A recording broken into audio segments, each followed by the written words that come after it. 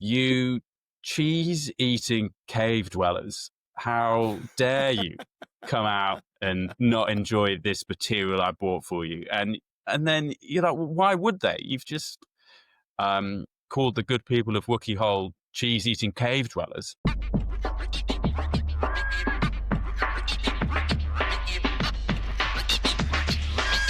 Insane in the membrane. Here we are, Insane in the Membrane, with the mighty Alex Farrow, excellent comedian, damn fine human being, philosopher. Well, I mean, I have to deal with being introduced that way. It's my own fault. I've said that, and now I have to, in some way, justify that. Which I refuse to do right now. But yeah, having done the show we did together in Edinburgh that you very kindly asked me to come along to, and which I thoroughly enjoyed. It is ever since then. It's given me a lot of thought, ironically. And yeah, it made me look at things differently. Funnily enough, perfect. Because some of the questions you were asking were very were things I hadn't really thought about before, and I just was because I don't really know a lot about philosophy. I just always like, well, it's just thinking, innit? Right, which is ridiculous. Well, you sort of nailed it there. It's both thinking and ridiculous. Yeah, 100%. But I mean, that show that you mentioned, Stand Up Philosophy, I think is so good because not because I run it, although I like to think that it's not detrimental to the idea. But comedians are good at this stuff, right? Comedians are good at finding ridiculous stuff. It's our job. We train ourselves to find absurd things. Yes. But for philosophers do that as well. Philosophers are like, oh, that doesn't work. That doesn't make sense. Like we both, philosophers and comedians, look at things that are supposed to be looked at all the time, and we look at them differently. And a comedian will find a ridiculous or an absurd thing and go, let's laugh at that. And philosopher will go, let's try and explain that. And if Seinfeld was a philosopher, he'd be like, what's the deal with airplane food? And then would give a series of actual reasons why it's bad. Whereas he just left it at that. Yeah, that was it. Yeah, just said, what's the deal? And then, just moved on. Well, a series of practical difficulties about cooking in the air would make it less good than if it was made on the ground. Obviously, it needs to be smaller. You can't shop anywhere else in the sky. So there's actually very little incentive for the airplanes companies to make the food better. That would be how a philosopher would respond to what's the deal with airplane food. Well, I think the thing is with Seinfeld is that they weren't supposed to learn anything. There wasn't supposed to be any sort of like a moment, and that's why blah blah blah blah blah. There was no. It was just kind of open ended. Do you know what I mean? It was like I've been doing some stuff with Joe Thomas from In-Betweeners, and they had a similar philosophy with their program where it was like there were no lessons to be learned. There was no kind of like, and in the end, this happened. And in the end, we all lived happily ever after. It was just kind of like, oh, he was wanking in a car. And then that was it. It's like, for want of a better example. But I think comedy's helped me with that. Like you just said, like us comedians, we look for the absurd. We look for the opposites of what we're given. And it wasn't until I did your show that I really realised that. So thank you. Oh, Rich, you are, as I'm sure all your listeners will know, one of the greatest gentlemen of the stand-up comedy circuit. A good lad in every sense of the word. Really, I mean it. Thank you. I appreciate that. What's happening with you, Alex? How are you? How are you?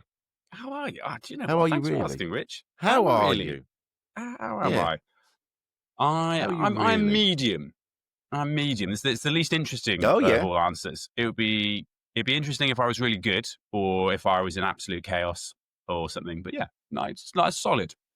Not too bad. Yeah, not bad at all. I think very, very rarely do we find ourselves in the middle. I think we kind of you have those moments where you go, do you know what? I'm neither up nor down. I'm not too stressed. I'm not too this. I'm kind of I'm there. And I would make the most of that if I was you. That moment. I said to a Polish friend of mine, she asked how how the stand-up was going. And I said that, basically. I said, oh, yeah, not too bad. Not too bad at all.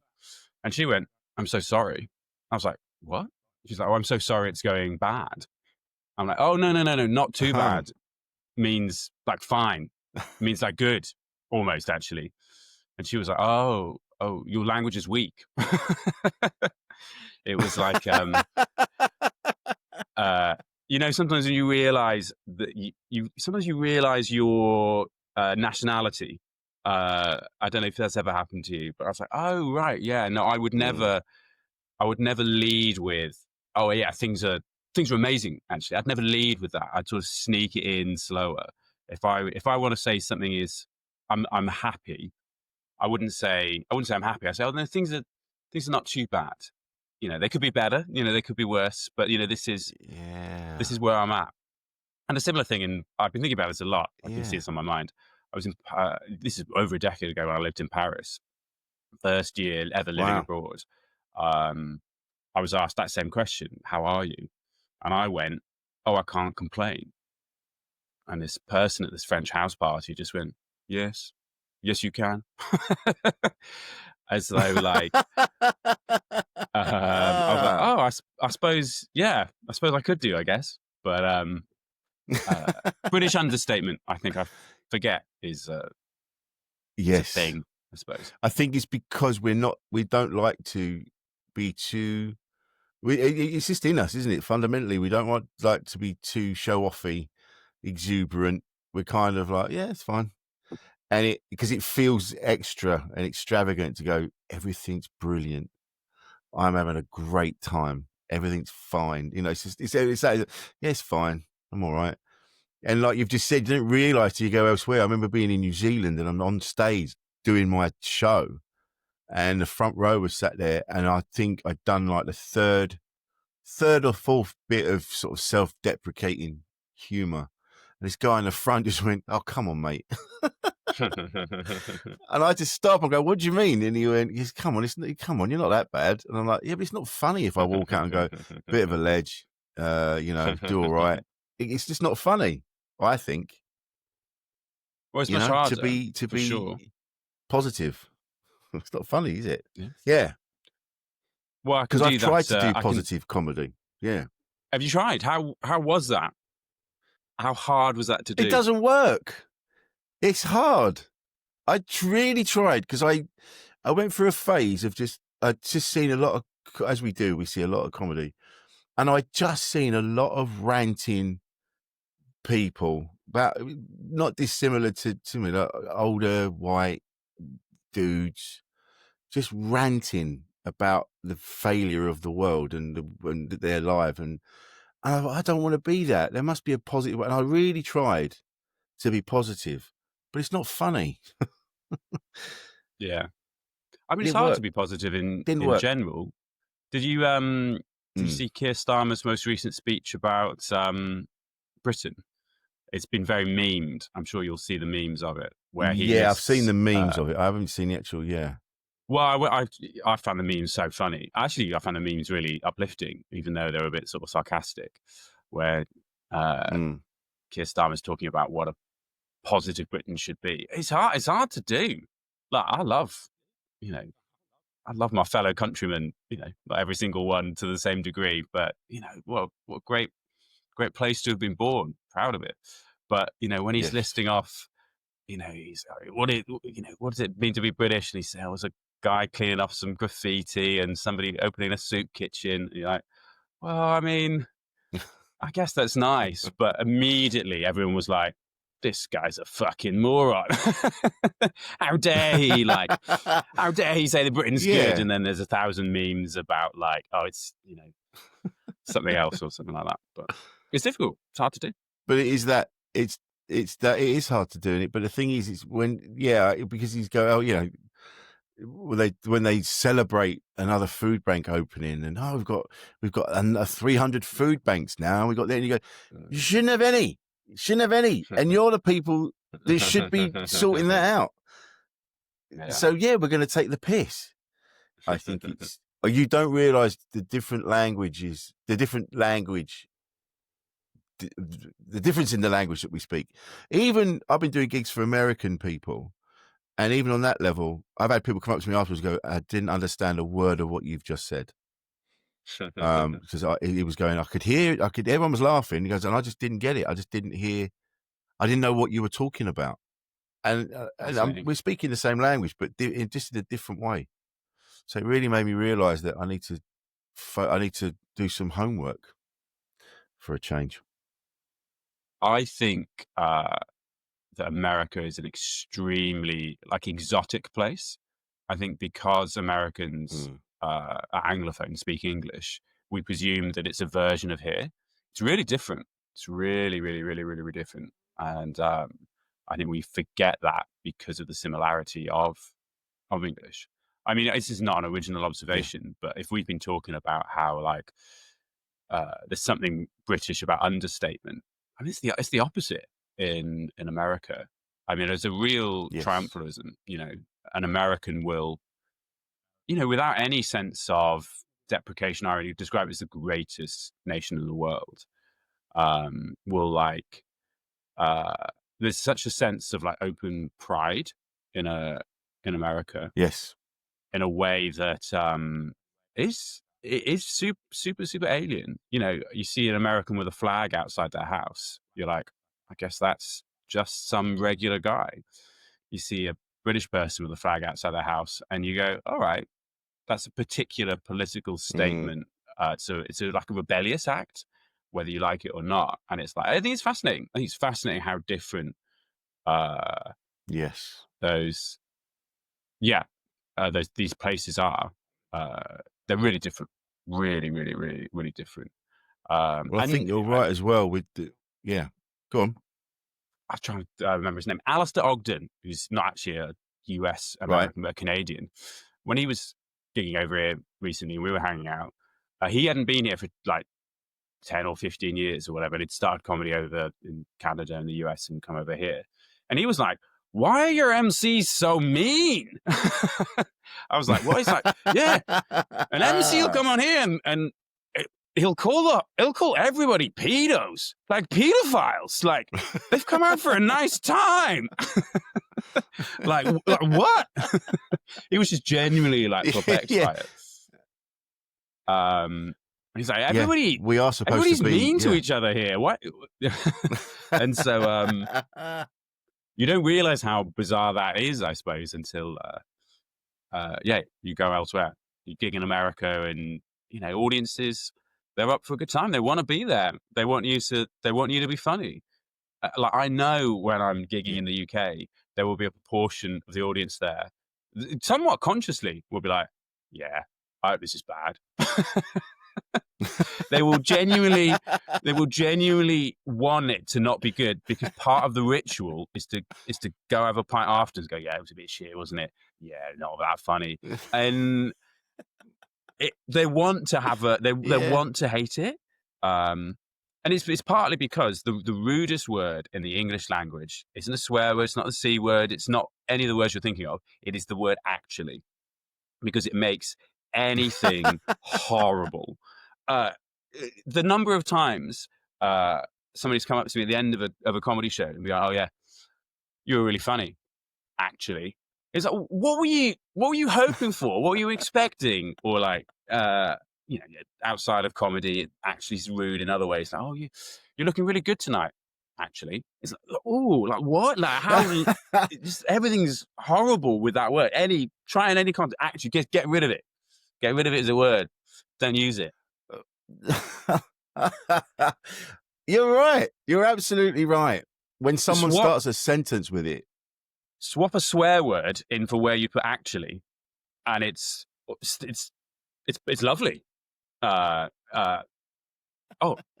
you were really funny, fucker. Wonderful. What a compliment. You were really funny, actually. Yeah. Hate that word. So you studied philosophy at university, yes? I did, yes. Why? I'm really interested in it, and I wish I'd thought that. I wish I'd thought about it when I was at that age because I didn't. I was too busy. It was just about education. Wasn't really a thing when I was growing up. It was just like, look, you're just going to get a job, and you're going to get married. You're going to have kids. So, just get a job. Don't worry about it. It doesn't matter what it is. Just get a job. So it doesn't really. Further education wasn't really it wasn't really a thing in my life. So so I'm always a little bit upset that, well, not upset, but a little bit like, oh, that's a shame. I would have loved to have gone to uni and maybe studied philosophy. So what was the impetus? Oh, so many ways to come at that. I read a philosophy book as a teenager. It's the short answer to it. I was like, oh, I like that. I read a book called Sophie's World, all about. It was like an introduction to philosophy, kind of blended with a sort of novel. And I remember being like, oh yeah, there we go. That's what I like. That's what I'm into. But like, you could be into something without doing it at uni. There's you can do surf science at Plymouth, right? But just because you're into surfing doesn't mean you do surf science in Plymouth. I guess all my family were like very into education. My grandmother was a headmistress and stuff. So, Right. like when you were talking about, what's the job that comes next? I think for my family, they always wanted me to, be self-sufficient. But like beyond that, it was almost more important to be like well educated than well off, which is a sort of, I don't know really where that came from. My my family would be much happier, I suspect, if they'd had a different personal philosophy, if they'd been a bit more comfortable. Like my parents, the only people I know of their age who like rent, who don't own a home. I think that's okay. An interesting, well, to me anyway. It seemed normal growing up, but yeah, I love it, man. I think it's really interesting. Like, why was it so interesting? I think I was so excited to read about how all the things that I've taken for granted might be different.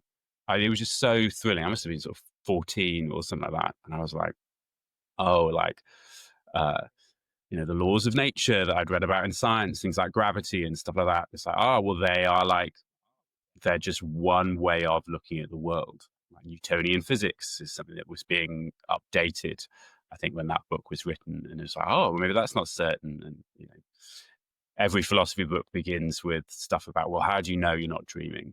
And you're like, oh, well, I mean, because it's different. But like, why? How would you know you not always been dreaming your whole life and all that kind of stuff? I think is, as an adult, can sometimes feel a bit basic. But as a teenager, I was like, oh, man, wow, it's completely different, man.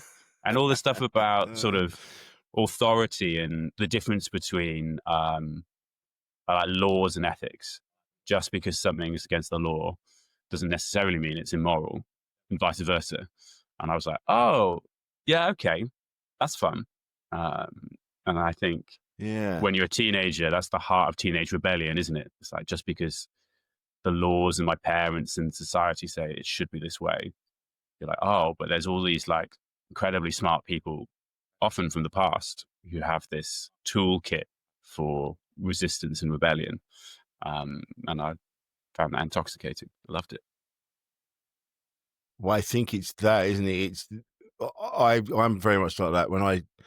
Whenever anyone says now, it's because I think because governments are now just blatantly just changing laws to suit themselves. You start to go, well, okay, because before you were just like, well, that's the law that you have to adhere to, and you go, all right, yeah, okay, that's the law, yeah. But then when you get older, and they go, oh, this law's being brought in, that law's being brought in, this law's being changed. You go, oh, okay. So it's not just in the fibre of humanity. These are things on top that you need, obviously.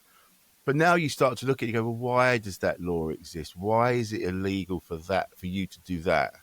And you start to, and it just gets you thinking, doesn't it? And you start, and what I tell you, what really got me going was I was watching. So I've got two sons already, and they're grown and they're doing great, and it's a nice. You look at them and you go, "I've done a good job. That's wonderful." But now I'm old and I've got another little one, and I'm a bit more. You know, you've slowed down a little bit. You're not rushing around yourself. You're kind of more chilled, which is why I understand why grandparents make such great, parents. And I looked at him the other day, and he's nearly 2. And I just looked at him and I'm like, oh, look at that. Isn't that a pretty rock? That's a really pretty rock. And he went, and he was looking at it and he went, rock. And he was poking at it. And then he picked it up and he turned it upside down and he looked at it underneath. And I went, that's the difference. And that's what you need to hang on to. When someone says, isn't that pretty? Isn't that beautiful? Isn't that a thing? And then you go, yeah, that's a thing. But what's underneath? And it just blew my mind. And that's what happens now when people go, this is a law, that's a law. You go, all right, but what's underneath? Why is that? And once that starts to happen, once you start looking at the world like that, it's both a blessing and a curse, I feel, because now you're questioning everything. Does that make sense? And you'll just, you'll have that unquenchable thirst you'll never, I think that's the thing with human beings. We do have an unquenchable thirst. You're always going to be searching for something in everything. But like questioning and thinking and philosophy will release you from all sorts of preconceptions and stuff like that. But then you're sort of stuck. Then you're like, oh, well, but what do I do then? And that's a really that's a really terrifying question. Well, I don't have to do this. I don't have to follow what my parents said. I don't have to follow what my priest said. I don't have to follow even, what the laws of nature say. The laws of nature don't tell you, gravity doesn't tell you what's a good life. You then have to look under the rock and see perhaps there's nothing there. And different philosophers have had I think it's a part of being human, actually. At some stage, you have to be like, right, well, what do I do? What am I here for? And it's a scary thing, actually. When you've questioned everything and thought about everything, sometimes you're not left with an answer. And being comfortable with that or keeping on searching anyway, I think is the only way forward. I think you're right. And I think it's when you really, like you just said, when you go all the way back to the fact, just being a human being, and the fact that we exist, as we know, is a miracle in itself. And no one really knows. We've got an idea, but everyone, there's all these other ideas that people go, yeah, but it might be this, it might be that. But the fact that we exist and the fact that we're aware that we exist is incredible. And then when you look at the framework that we live in, so in order to be in an ordered society where we're decent to each other and we help each other, you go, yeah, but that's just a framework that's put on top of the fact that we exist. So, when you look at the animals that just wander around and eat grass and do whatever they're doing, you go, that's basically what we are. It's just that we've put this framework on ourselves. Do you know what I mean? And then you go, yeah, and then because I was talking to someone else, Matt Welcome, and he wrote a whole book about. He said time doesn't exist; it's just a measurement. And then I went, yeah, of course time exists, but I went, no, it doesn't. Time doesn't exist. There's no day or night. It's just a different position of where we are at away from the sun. So there's no up or down. There's no. And once all that starts to unravel, you're just like, oh fuck, I can't cope. I don't know. Because you've taken out the framework, you've taken that away, and now you're just sort of stood there going, "Oh, now I don't know what to do." That's how I felt anyway. I wrote an essay at my first week of university on the unreality of time.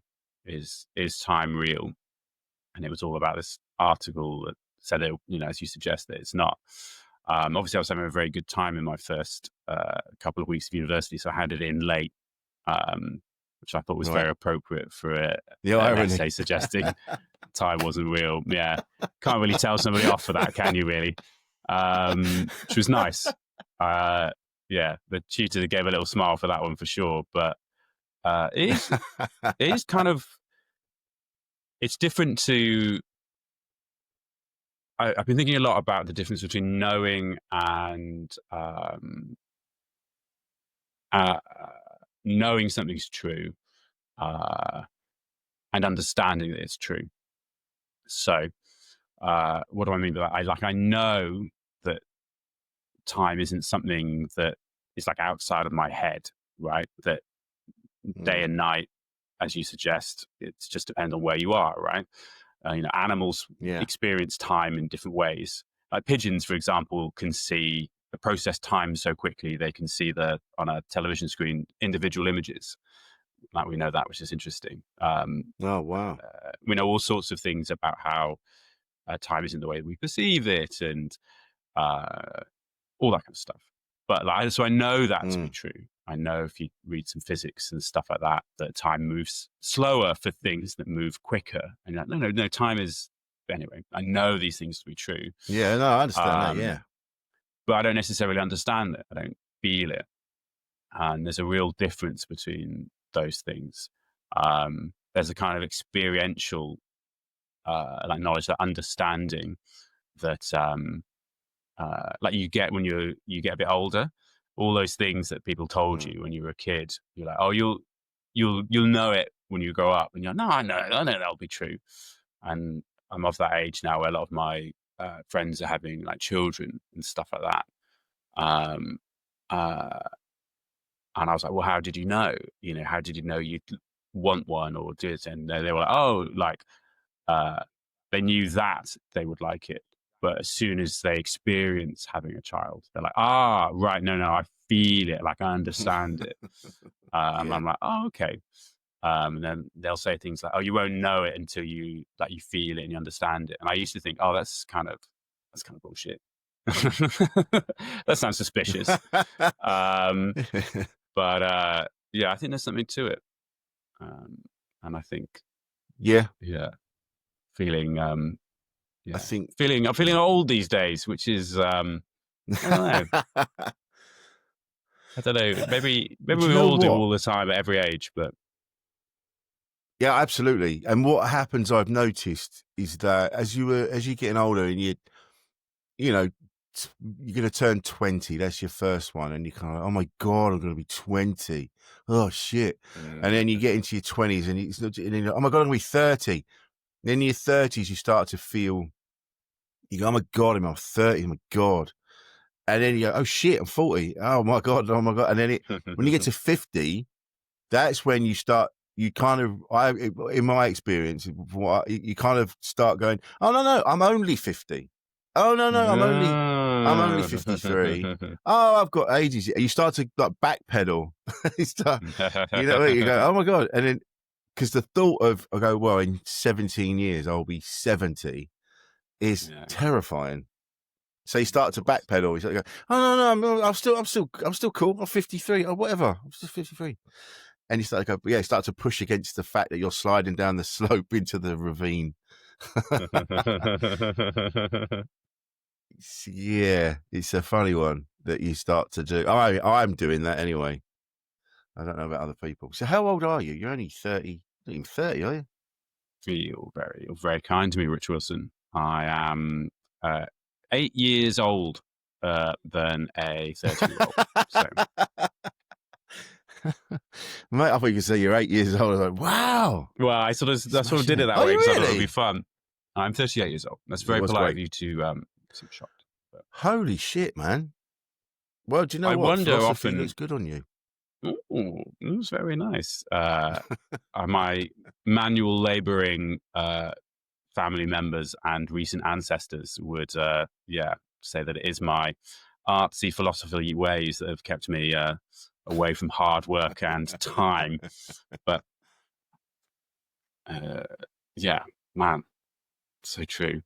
But do you find, like we were talking just now about, once you start to explore everything and you start to sort of see things differently, do you find that I tell you what, sometimes I look and I think I wish I didn't look at things so much. I know people that they don't give a shit about what's going on in the world, and not because they're stupid, or they're not clever people. They just don't look at the world like that. They're just like, I've got my house, I've got my family, we go on holiday, we do this.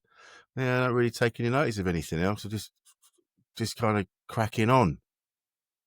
And sometimes I wish I was like that. I'm not saying I'm better than them. What I'm saying is sometimes that need to find things out. Do you know what I mean? Just because you find, because now I'm looking at just that all the to me the society's just falling apart, and maybe that's just me, but sometimes I wish I didn't know that. Does that make sense? Yeah, I got so much to say about that. I'm all right. I'll go for the second thing. I'll go for the second thing first. About how society's falling apart. I think we all think it all the time. I think it is very human to think that all the time. I think we project out onto the world what we feel ultimately in ourselves as well. We were talking about being on the other side of the ravine and stuff like that. I think we're trained to see decline, and we project that out into the world. I think we all know that our current way of consuming information is biased towards the negativity. When you reframe stuff, when people keep talking about, there's a pensions crisis, we don't have enough money, we're running out of money as a country because of a pensions triple lock and all blah this da da da da. What we've failed to see is the greatest triumph of human ingenuity that's ever occurred, which has been the incredible expansion of human life in the last 100 years. Each time you see pensions crisis, what you should see is incredible turnaround in the biological process of death and aging. Our great grandfathers and mothers, the reason we have pension age originally at age 60 was you'd live a couple of years after that. And it's we're struggling to work out where we should allocate this enormous amount of capital that we still have as a developed nation, and we don't know where it should go and why it should go in one particular place. But there's still incredible progress. And also, so I was talking about 100 years ago, to take the pensions crisis or something. The reason that we have this difficult question about, where should our taxes go? Should this triple lock for increases in pensioners' wages? What should it be there? Is it important? Winter fuel allowance was a big thing earlier in this year for pensioners and stuff like that. These are all big topical questions. The reason those things were brought in was because of enormous pensioner poverty in the 1990s. In the late 1900s, Rich Wilson, the 1990s. Now, to me, that still feels really recent. And it is in many ways, right? That it would be the norm for a pensioner to be in poverty, over 50% poverty being that, you couldn't have your heating on and stuff like that. As it turns out, in the last couple of decades, life for many, but obviously not all pensioners, has improved. What a great thing that is in many ways. And so my news feed and the discussions in my world are kind of obsessed with intergenerational inequality and the problems of a declining country. But actually, that's just not true at all. It's not even slightly true. In terms of this is such an unfashionable opinion. I'm actually embarrassed to say it on a podcast. People are okay. I can already hear people saying, "Oh, but what about this? What about that?" And I'm like, "Yeah, 100%." There are food banks in a way that there weren't food banks when I was a kid, right? And that's not just because of the generosity of people's hearts. That's to do with food poverty. But there's been so much improvement that we forget. I remember in these late 1900s. Look, there's still more work to move on this. You couldn't hold hands with a person of the same sex in the street. You couldn't do that. No. Like the improvement in all sorts of things that, because they've improved, we forget how fucking rough it was. And I can hear people listening to this be like, this twat, he doesn't realize how hard it is now. Yeah, look, there's all sorts of stuff on this, but like the extension of life, the incredible extra rights that we have to do with sexuality and gender, even though those battles are still being fought. Like, man, look, I think it's so easy to see decline when actually there's so much improvement, and it's so unfashionable to look at that. There's a couple of books. There's a book called Abundance, which I think is really fascinating about looking at how even things that are negative now, like the obesity crisis. It's awful, rubbish, horrible to suffer from that, right? But like my grandmother was born in the 1930s. She had family members who had the diseases of.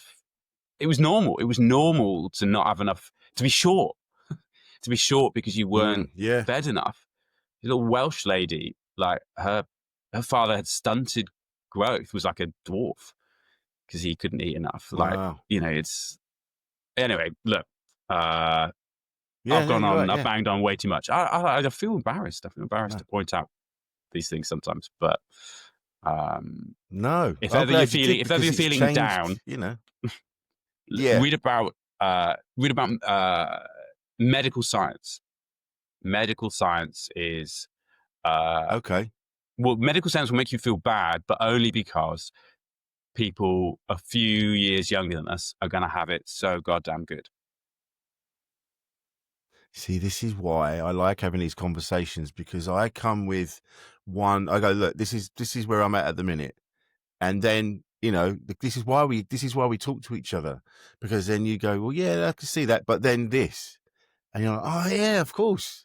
You get so bogged down with the negativity, you don't see the positivity. And that is the issue. And what you've just said there, of course, that makes complete and utter sense. And don't be embarrassed to say what you've just said, because it's brilliant. It's exactly what's needed. That more. Well, yeah, but that's this. But look what we have achieved. Look what is going on, and that is another symptom of the negativity of the internet, because it's just or even the news. The news doesn't because no one wants to see positive news. It's the only thing that sells newspapers or gets people to watch stuff or click on stuff is negativity. And that's been like that for years. And even when they did have positive stories, they'd be tagged on the end. They go, oh, and then this lovely thing happened with this baby, or this thing happened with this horse. And it's like if you had a whole news show about positive stuff, no one would watch it. And I think we need that. We need people to just flag up sometimes. This is actually, there's actually some good stuff going on. There's some good things behind all this negativity that's going on. So don't be embarrassed, and thank you. I genuinely love that. I will say it one last time. I'm not saying that life for everybody is good or that it doesn't need more improvement, but I think it's incredible that a treatment for Huntington's disease was discovered this week. I think that's phenomenal. And you won't have read about it in the news, because why would you? But these things just keep improving. And I think that there's good stuff that people are doing, and it's easy to forget it.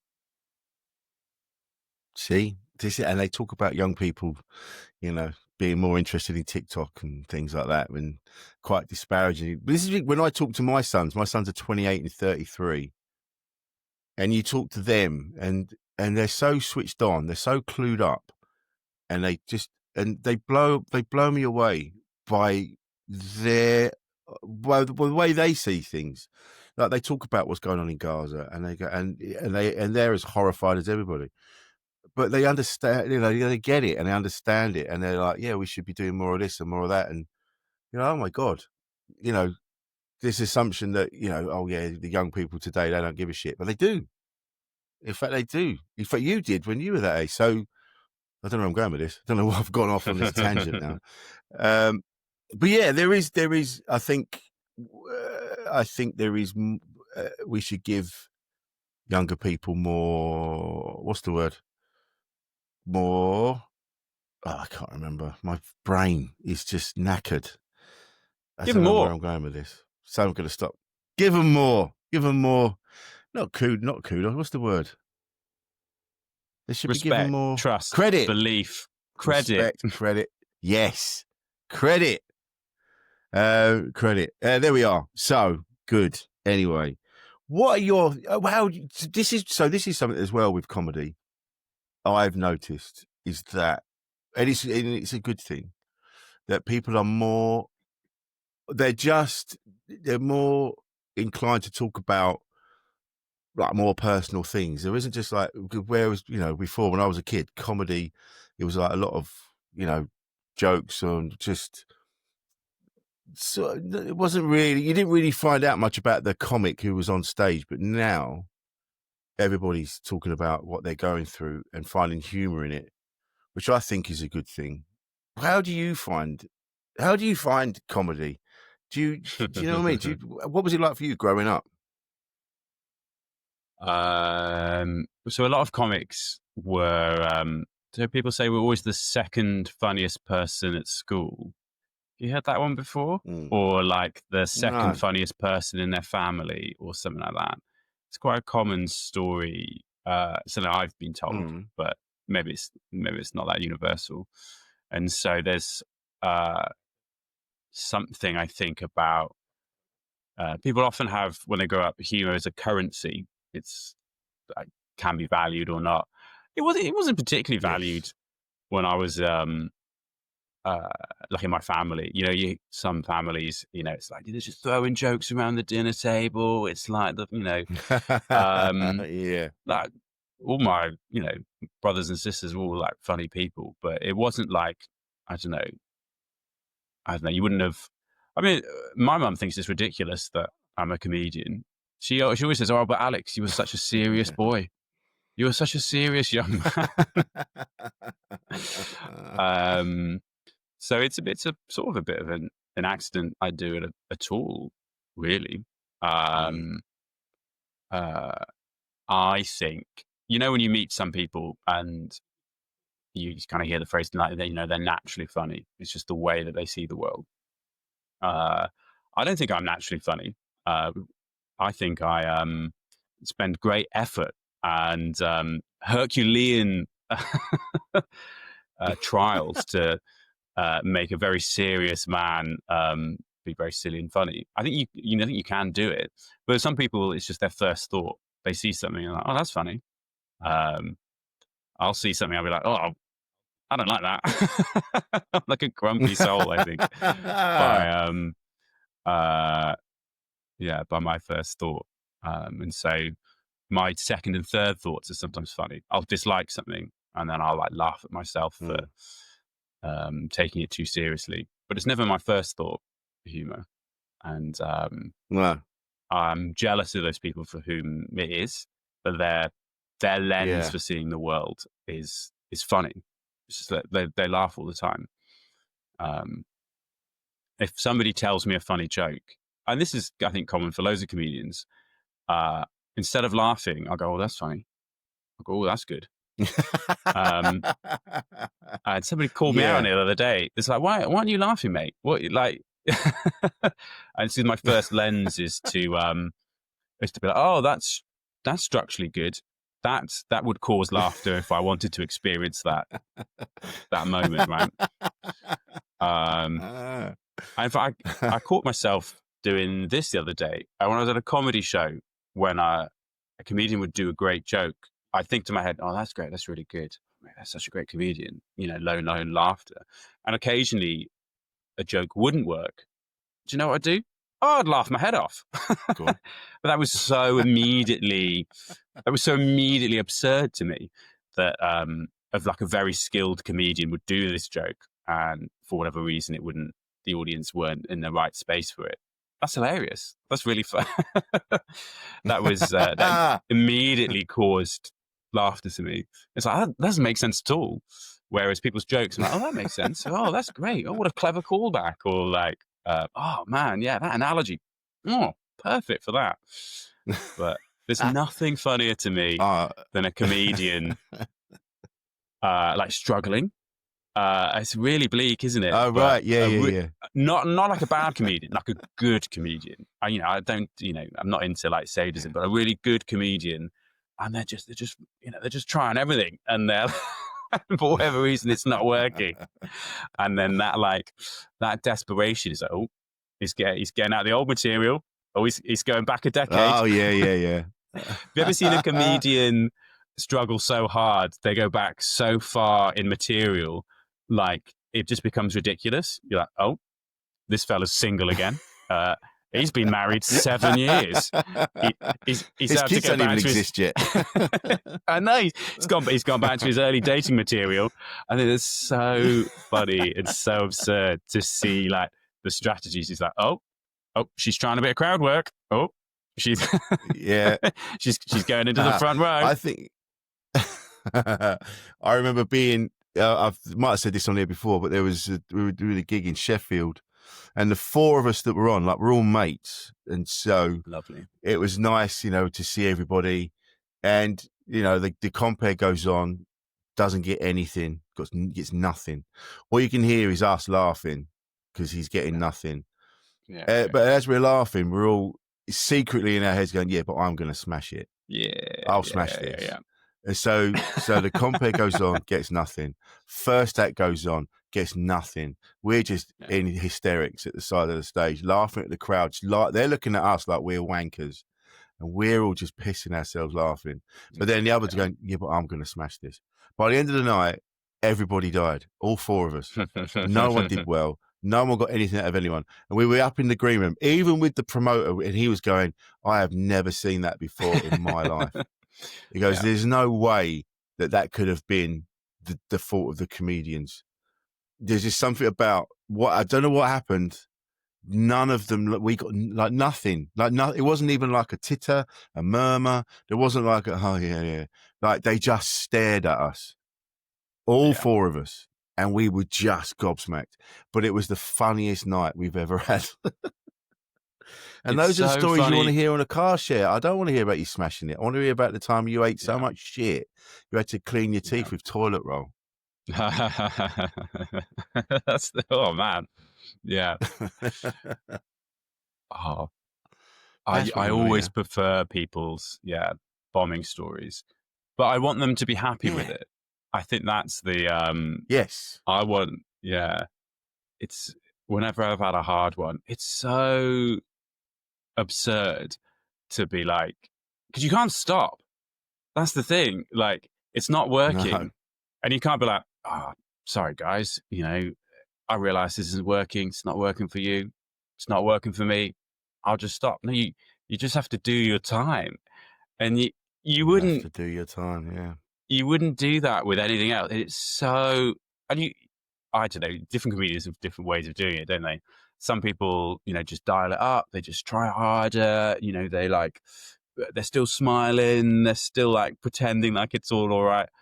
And then there's another school of thought that says, no, you reflect the energy that you're given. You turn on the audience. You call them dickheads. You tell them they're not good enough, or like, you switch around. Both of those approaches are equally insane.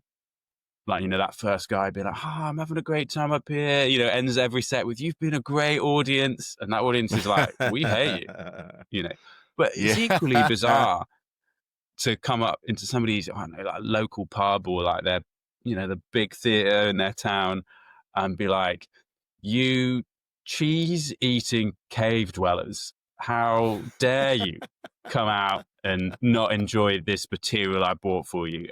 And then you're like, well, why would they? You've just called the good people of Wookie Hole cheese-eating cave dwellers, which